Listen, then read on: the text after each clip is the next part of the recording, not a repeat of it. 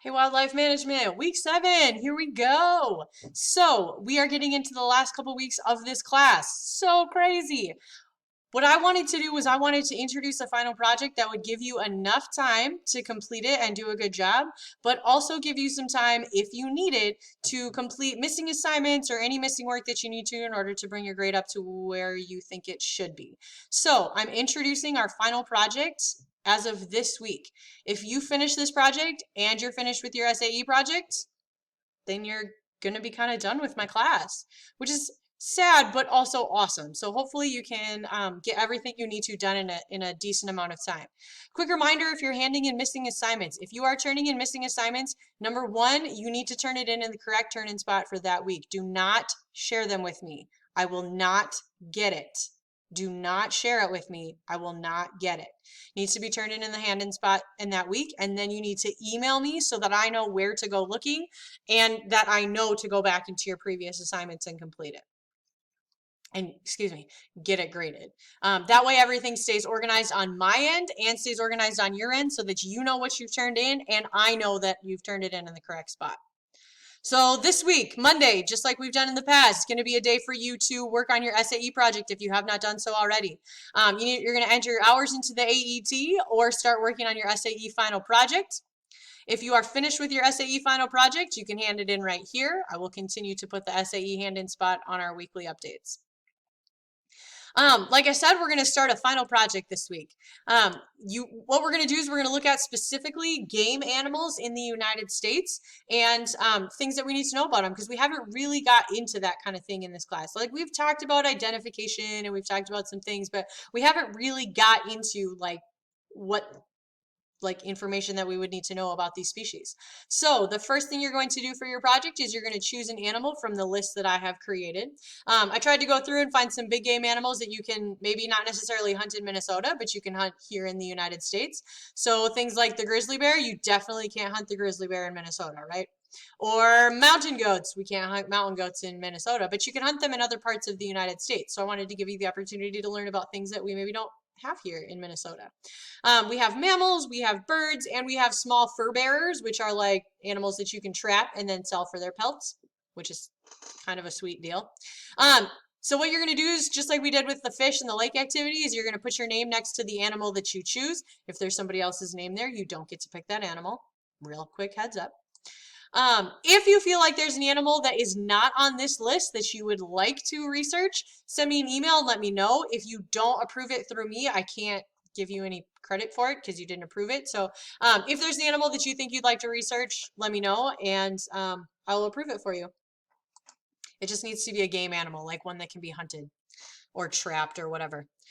Step 2 is you are going to choose the 4 topics that you would like to learn about your animal.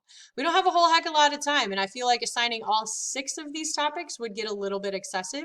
So I'm going to let you choose 4 of the topics that are on this sheet. Life cycle, senses and behavior, digestion and diet, harvest methods, habitat, and conservation efforts that are currently happening right now. So, like I said, you're going to choose 4 of those topics to learn a little bit more about your animals. So if you're somebody who really likes learning about just animals in general, maybe the life cycle and the digestion and diet would be a good fit for you.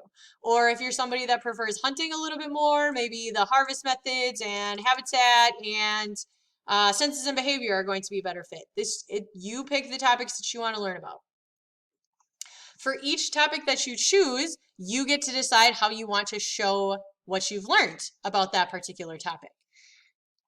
So you have 3 choices: the animal, your topics, and then how you're going to show what you've learned. So for each of your topics, you're going to choose one of the options on this choice board right here. You get to decide what topics and you get to decide how you want to show your learning, but each topic has to have a different method of showing your learning. So for example, if one of my topics is going to be harvest methods, I decided that I want to create a Google Slideshow lesson on harvest methods. That is the only time I get to use the Google Slideshow lesson.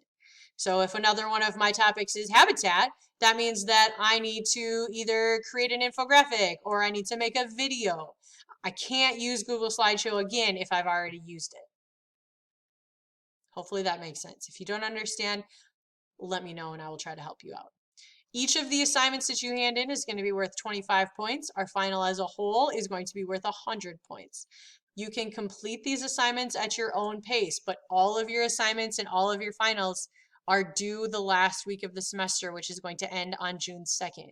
So my suggestion to you is to get this done first and then start working on your missing assignments. For those of you that don't have any missing assignments, once you finish this, woo, and you're done with your SAE project, you're done with my class, which is awesome. In order to turn this in, you're going to turn it in on this Google form right here. You can choose to turn in all of your assignments at one time. You can choose to turn them in as you complete them. That is totally up to you. What I will do every week is I will have like these assignments entered on Google Classroom so you can, or not Google Classroom, Skyward, so that you can see what you've completed and what you haven't, and you can double check with me. Going back to our missing assignments, just real quick.